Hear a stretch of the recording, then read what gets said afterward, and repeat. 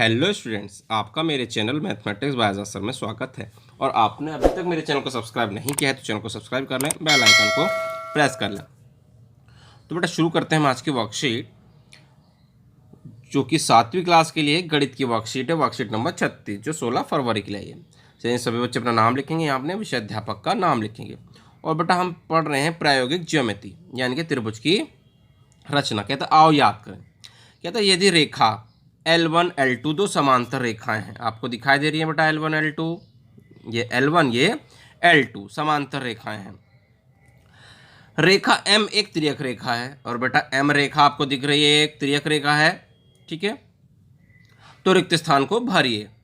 कहता है कोण 4 और 6, कोण 4 और 6, देखिए बेटा कोण 4 और 6 आपको दिख रहे हैं।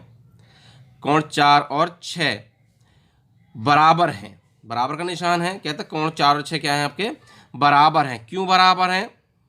क्योंकि ये कोण कौन से बेटा, ये कोण कौन से, ये जेड बना रहे हैं। और जो जेड बनाते हैं वो कौन से कोण होते हैं आपके, एकांतर कोण होते हैं। क्योंकि कोण आपके क्या है बेटा, एकांतर। क्या लिख देंगे आप, एकांतर हैं, ठीक है।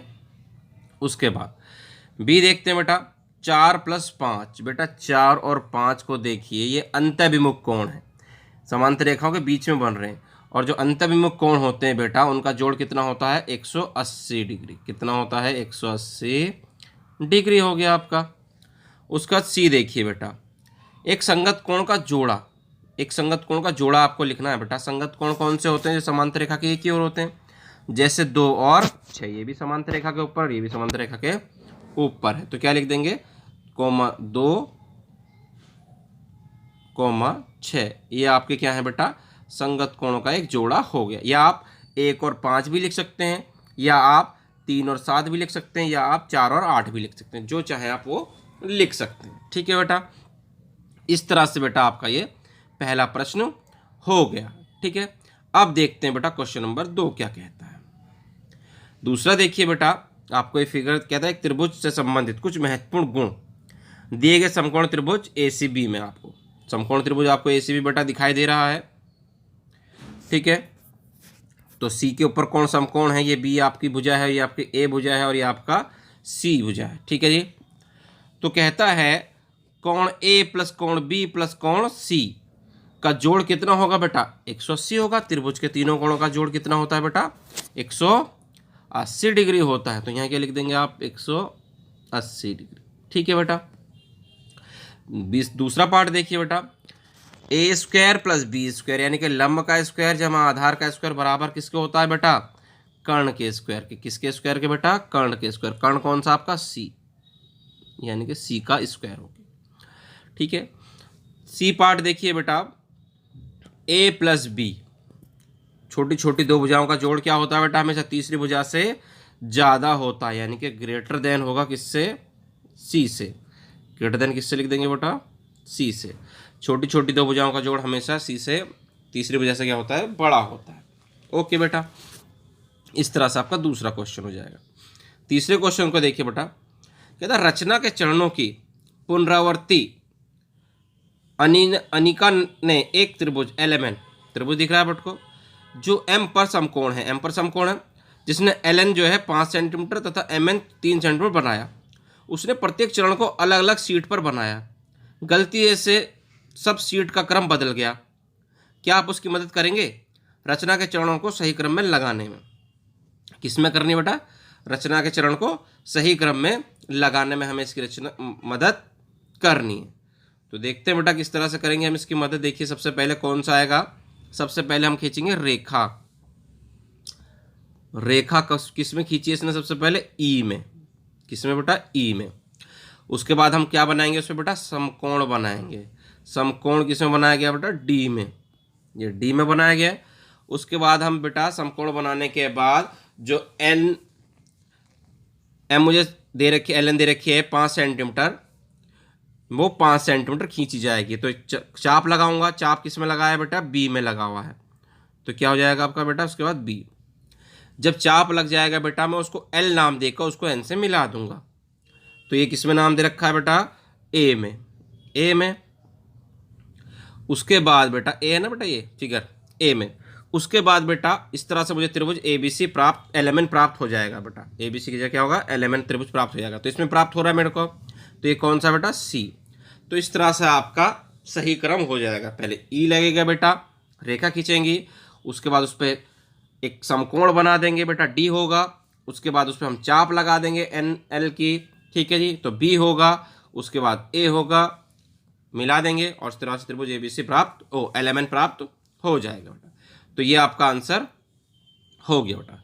आगे देखते हैं बेटा, कहता है निम्न में से किस एक अद्वितीय त्रिभुज, किस से एक अद्वितीय त्रिभुज खींचा जा सकता है, तथा कारण भी लिखे, क्यों या क्यों नहीं।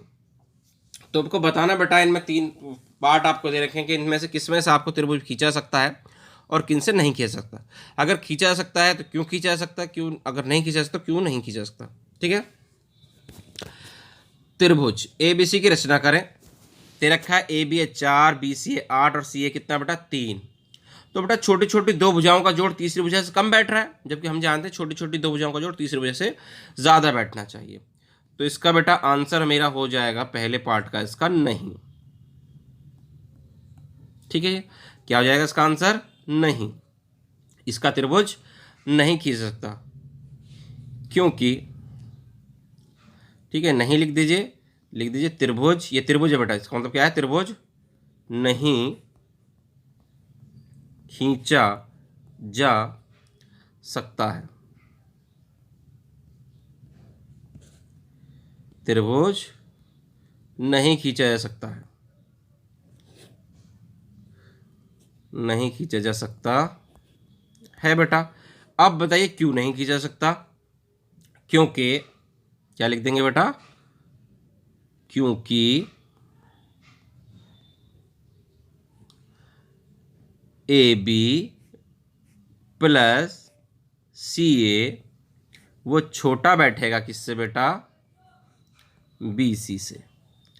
AB प्लस CA छोटा है किससे, BC से। क्योंकि हम जानते हैं छोटी छोटी दो भुजाओं का जोड़ तीसरी भुजा से क्या होना चाहिए, ज़्यादा होना चाहिए, ठीक है बेटा। इस तरह से आप लिख देंगे। अब देखते हैं इसका बेटा सेकंड पार्ट क्या कहता है। कहता है त्रिभुज ABC XYZ की रचना करनी है। XY दे रखा है 6, X दे रखा है 90 और Y दे रखा आपको 180। तो बेटा इसका आंसर क्या हो सकता जाएगा, इसके सेकंड पार्ट का आंसर हो जाएगा नहीं, त्रिभुज नहीं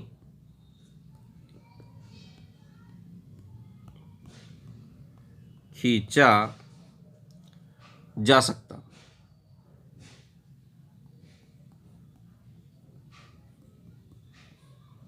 त्रिभुज नहीं खींच सकता है क्योंकि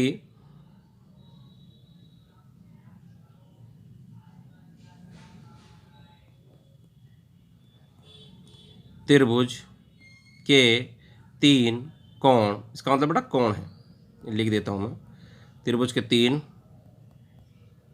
कोण का योग, त्रिभुज के 3 कोण का योग 180 डिग्री होता है। क्या होता है बेटा, 180 डिग्री होता है। परंतु यहाँ एक्स और वाई का जोड़ी कितना बैठ रहा है बेटा, 210 बैठ रहा है, ठीक है। ये होता है, यहाँ लिख देंगे, परंतु यहाँ कोण y प्लस कोण z कितना बैठ रहा है, y है बेटा 90 है और z है एक बेटा 120, और ये बैठ गया कितना बेटा 210, जो कि बड़ा है किससे, 180 डिग्री से। समझ गए बेटा क्यों नहीं खींचा सकता है, क्योंकि छोटी छोटी दो भुजाओं, त्रिभुज के तीनों का जोड़ 180 होता है और यहाँ पर इनका तो दो का जोड़ी कितना बैठ रहा है बेटा, 180 से ज़्यादा बैठ रहा है। अब देखते हैं बेटा इसका थर्ड पार्ट। त्रिभुज PQR की रचना करिए, जबकि PQ दे रखा है इतना, P दे रखा है इतना और R दे रखा है आपको इतना। तो बेटा इसका आंसर क्या हो जाएगा, हाँ, थर्ड पार्ट का आंसर हो जाएगा बेटा हाँ, त्रिभुज, क्या है बेटा इसका मतलब, त्रिभुज खींचा जा सकता है। त्रिभुज खींचा जा सकता है क्यों? तो बेटा देखिए, आपको P दे रखा है और PQ दे रखा है, तो Q कोण तो आप निकाल लेंगे। तो लिख देंगे क्योंकि, क्या लिख देंगे बेटा? क्योंकि हमें त्रिभुज की एक भुजा और उस भुजा के दोनों कोण ज्ञात किए जा सकते हैं। ज्ञात नहीं है बेटा, ज्ञात किए जा सकते हैं। हमें निकालना पड़ेगा ना, त्रिभुज के तीनों कोणों का जोड़ 180 होता है। ज्ञात किए जा सकते हैं, ठीक है बेटा, क्योंकि उसने हमें PQ दे रखी है, तो P और Q के कोण ही तो पता होने चाहिए। तो P का हमें दे ही रखा है, Q हम निकाल लेंगे, त्रिभुज के तीनों कोणों का जोड़ 180 होता है।